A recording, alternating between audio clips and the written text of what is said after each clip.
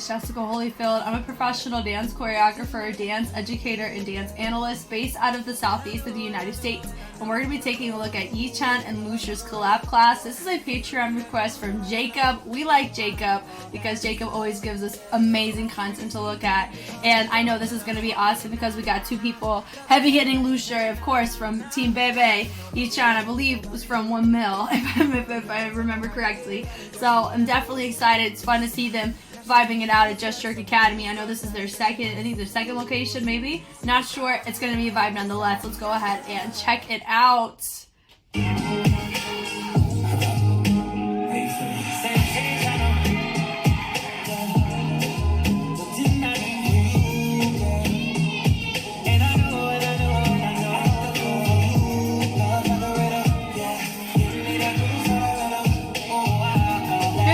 Chris Brown's voice. Sheesh.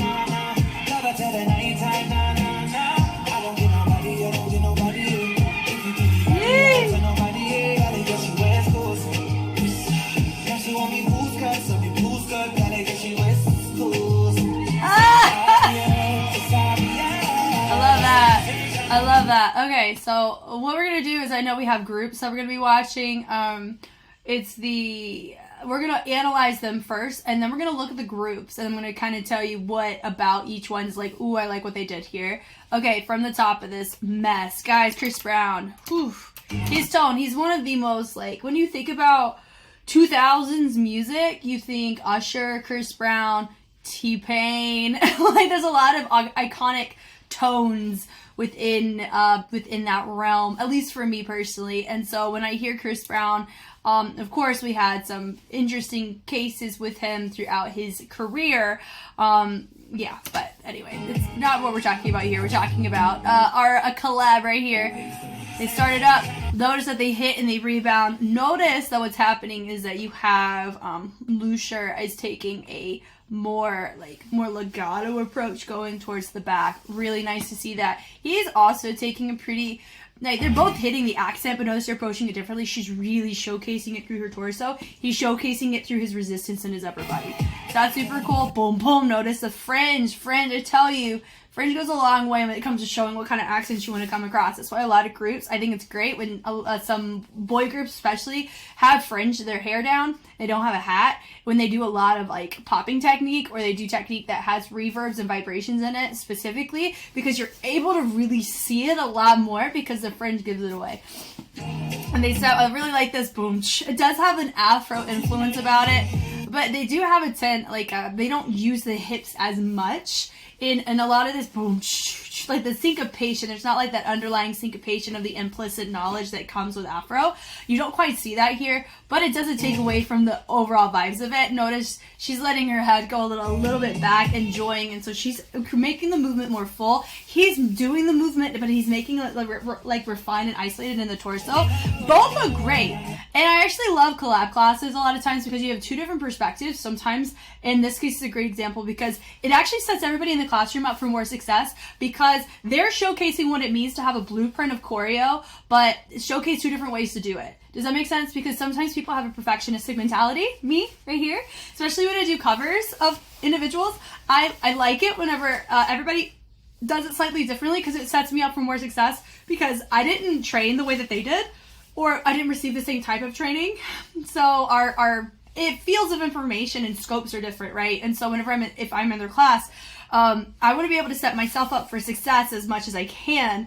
And sometimes having this beautiful example of, if they're not together in the sense of synchronicity and them hitting it the exact same way, they are subconsciously not going to make me be put on that same level of I have to match the exact same way. Like it's kind of like in your brain, it gives you grace. It's built-in grace, even though they both pop off in an incredible way. Switching it through, like I said, so he's hitting the movement she's making. She's using her torso to help justify it. He is as well, but his is more, you can tell there's a slight more disconnect between his extremities and his torso, but that's not a bad thing, and I'm not saying that. It's just an awareness or an observation between the two. And how they sort of, yeah, great personality showcase there. Digging it through, right here, notice she really uses an accents of the chest. He hits the groove and uses it more so the hips to kind of hit through that groove. So if you notice the difference here.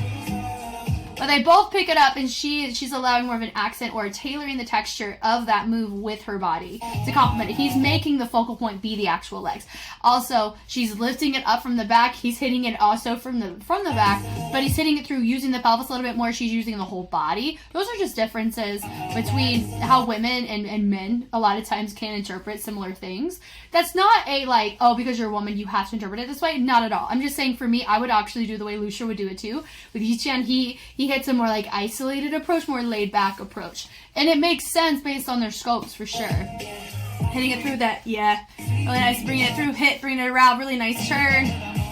Yeah, right there. Notice that they added a little bit extra right here. Instead of just hitting it back to front, they go boom, and they like sit in it with a swing, that tension from side to side, and I really like that. They bring it through, bam, really accent. Great French moment there. Switching through, na na na. Yep, really like that choice too.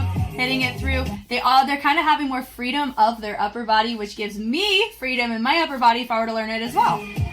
So that's going to be something, so some things I'm kind of touching on are things that we're probably going to see with all the other dancers. Now, I don't know how they do the groups. When it comes to the formats of open class type classes, I don't know how Korea does it, but I know in America, a lot of times, they depends on the class. So sometimes, if it's more local and they have somebody come in and film, some teachers like everybody to be featured in some way. So depending on the size of the class, maybe everybody gets a solo, or we get groups of trios, or smaller groups, and then we expand to bigger groups. Or sometimes you go from big groups to half the room, and then you can go smaller. Where here are my ladies that I really thought did a fantastic job on this, that, and the other. And then sometimes you do it with the guys, and then sometimes there's that one person that sticks out and you're like, I love their movement quality, just let's all be inspired together. It depends on the class. So here, I don't know what kind of individuals we're going to have for this, but it's going to be really fun nonetheless. But seeing as how he comes up, notice she hits accents the head, he accents, I believe, from the hips here. He accents from the chest, and she accents for the head. Little details, but also both look great for this type of track. That boom, that, and they hit. I really love this. He's picking up the feet a little bit more. She's using the body to help carry the groove. He's using his legs to carry the groove a little bit more. Switching it through. Love the switch there. Freaking double time. I hate when YouTube does that, but I don't want it to. D. Love the tension of the pull and the slide on that. That was nice. That right there, I love that commitment. Ugh, let that head go. It just feels like we just dropped in the music, and I love that. That little ooh, they drop it down, and they finish. I love that, and I like how fun it was for them. And I love all the energy of everybody around. So that's really fun. They did a great job. I'm excited to see what groups are here. So here he goes. This is probably an individual who did a fantastic job of integrating either something that they themselves don't quite do, but they love it when other people do it, because that's another thing too. There's certain ways that I execute movement, and if somebody interprets choreography or my choreo in a way that I absolutely love and is inspiring to me, I want to showcase and be encouraging in that way. Yep, love that setup in the freestyle. Freestyle matters in class. Yep, because let me just tell you right now, I mean, I love how she's setting this up. What I love about this is that with freestyle, people are like, oh, we have to freestyle before and after. The beauty of exploration of craft is like being able to set your tone early, so whenever that choreography hits, it feels like it's just like a continuation of the beauty of your captivation. It's not like, okay, we're ready, and then we go into the choreo. We want it to feel more communal than that and feel more inviting than that. I think that's the importance of having freestyle in the beginning. Yeah, boom, chi-chi, yes to that syncopation. They set that back early. There we go, yeah. Love the groove, hitting this up. Notice they're doing it a little bit different, but it's still really fun. That dee-dee-dee-dee-dee-dee-dee. Yeah, notice that they hit it and use more of that pelvis and tucked in within the crunching of that diaphragm. Love that. Digging it through. Yep. Yeah. I'm such a fan of that. Yeah. Yep. Yep. To that. Woo! Love that moment. And I think that was different than what they did. But she nailed that. That was like daddy-doo. Like, that's what she felt the liberty to do. There's the blueprint presented. She rode the groove as what it was supposed to be. But she just went a little deeper in it. Yep. Yeah, diving it down. I love a little tap into that. Keep going. Woo! Okay. I'm such a fan. I love it. Okay, here we go. So this is with everybody. Yep, so this is an example of, so this is everybody getting filmed here. But that one particular girl, that was probably an individual that really stuck out to both of them, or maybe to LUSHER, where they're like, we love how you did this, you know, and just wanted to showcase that. And it's really cool. And what's really fun is the fact that, I mean, I'm going to Korea in March, so I'll be taking a couple classes, and depending on the schedule, I don't know which studio to go to. I mean, part of me really wants to go to Just Shirt just because they have t-shirts there that they don't sell online that I want, but 1 Mil also does. So I shouldn't just make a decision based on t-shirts. So I'll probably just make a poll and I'll make you guys decide on what classes to take. I'll probably just go off of who's teaching on what days, because I have a very limited amount of time to actually take class because of my other schedule that I have while I'm out there. But all that to say, I will hopefully be exposed to that type of format of this realm a little bit more, so I have a more empathetic understanding, because I can only go off of my like American experience, but I do know some of it does cross over, but not all of it. Maybe there's other aspects that are happening here that we don't see in America, which it makes me excited to kind of encounter. That's such a full room. They hit it through. Bah.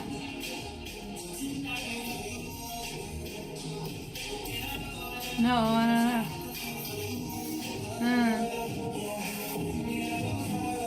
Love that. This is also really great footage. It makes everybody feel like they, you know, everyone can take pride in it, and everybody who's in it may want to share this because they're like, look, there's me. I mean, that'd be me. I'd be like pointing to an arrow. Look at me in the back. I'm definitely a dancer in the back for sure. But it's not because of not having confidence. You tend to have, fun fact, whenever you're in a classroom, the back of the room, you tend to have way more room, because especially in like the really popular classes, or like teachers that are really popular, a lot of people want to like push to the front. Conventions are like that too.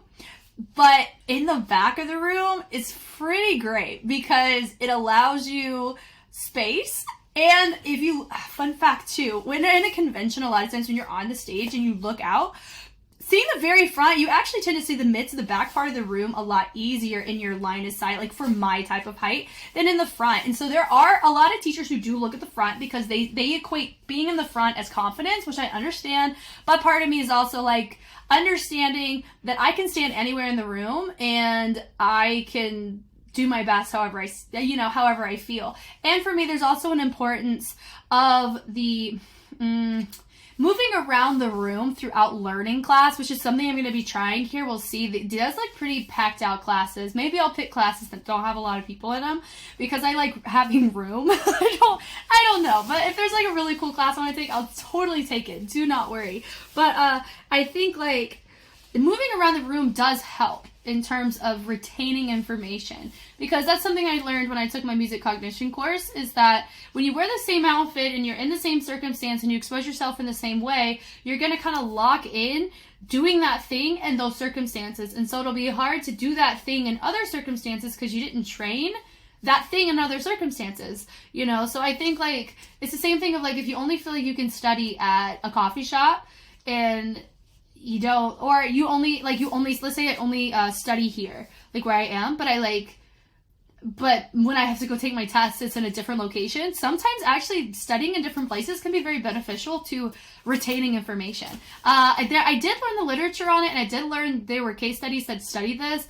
I can't recall them on the top of my head, I'm sorry, but if you guys are really curious about that, I can do more digging, and I can bring more references next time I bring it up. But all that to say, I really like this. This is a really great, at least from my personal experience, filming everybody, you tend to, the more people you capture within videos like this, especially on a page, people take more pride. Like, they take a lot of pride in being featured, you know, and they feel it like, they're like, oh my gosh, you took the time, even though I didn't feel like I did my best, you still deemed me participating as something good good and just, and so people tend to feel very encouraged in videos like this. So I really like that. This was fun. Jacob, you're awesome, because I mean, just looking, I mean, this was just really fun to see them go, and then seeing, of course, your feature, you notice how different they were, and the reason why was because I think they set it up for success in a great way, and then you have your feature set up in a particular way, or whoever was featured, and then having everybody in the class. Because look, there's a lot of movers in this class. You know, it does look pretty packed in that back, so I will say maybe the front will be better, but I don't know. And also when you learn choreo, there's a chance that they were all asked to move back, so the camera person can be in front. There's always that. I don't know. Remember, I haven't been in this format. But I know for me personally, I'd be like, okay, they're great, but I need room, so I would probably scoot up a little bit too. But that's just, yeah. I mean, there's some people that are really killing it. Like, besides just that one individual that we saw, but just looking, I like seeing there's such a different, so many different interpretations, and you see some people that are finding the joy of it, and some people are getting really good training, like that, really fun. That groove right there, you notice that with that groove? Hold on. That part right there, like, she did the groove, like our feature did, but she dropped, like, put her hands on the floor, and it turned into a very different, like, vibe, but it was the same groove. Like, that's an example of having your blueprint, but then taking it a step further, showing your level of, comfortability, I guess is what it's called, and showing your fluency of craft. Like, that's a really fun kind of risk to take. And also interacting with whoever's next to you, you know, like that kind of situation, they could have interacted or some way. Not saying they should have, but I'm saying like those would be those cases where you're doing the choreo, but you're having a lot of fun. That's great. Also, based on how long this choreo is too, let me see, how long is it? It's like 40 seconds, guys. I'm really happy this is only about 40 seconds. Sometimes when you see some of these choreographies on here, I'm assuming too that they may be operating at an hour 20, hour 30 class. A lot of classes are formatted that way. I'm not saying that's the case here, but some classes operate like an hour 20, and sometimes they teach like a minute-long choreo at this BPM and at this like that type of complexity, and I'm like, oh man, like my brain. Part of me, there's like a middle ground for me personally. Whenever I learn choreography from others, I like learning like 45 seconds or like 6 to 8 counts, I think is perfectly adequate. Some people take it like double that, and I'm like, my brain can't brain on that. But I do like the length of this. I think is very appropriate for the class, and I feel like everybody tended to have a lot more fun. It looks like people have more fun because you weren't so bogged down on trying to remember so much. And I'm not dogging on classes that do operate that way. I just, for my personal, like for when I train, I like choreos that aren't longer than like 6 to 8 counts, regardless of how fast or slow it is.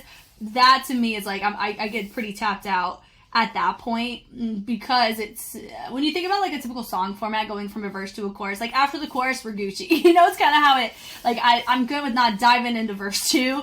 We can either do like pre-chorus and a chorus, like that's like a beautiful format to follow.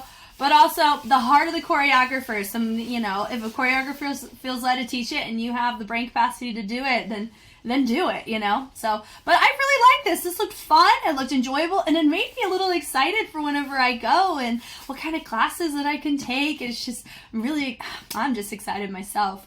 Thank you guys so much for taking the time to watch. If you want to also be a part of, let's say, being a Patreon request individual, I do have a tier on Patreon that is specifically for guaranteed reactions, especially if it's going to be things like this that I don't normally have on my schedule, because I do have a couple things to react to weekly. Things like this I react to honestly as it comes through, like with Jacob. So if that interests you, it is there, but if you're okay with seeing what I just post on YouTube every day, that is absolutely fine as well. I enjoy the discussions and the commentary from both sides nonetheless, and I always appreciate the support. Just the fact that you took the time to watch always means a lot. So thank you. Once again, I'm Jess. Once again, thank you for watching, and I will catch you on the flip side. Bye!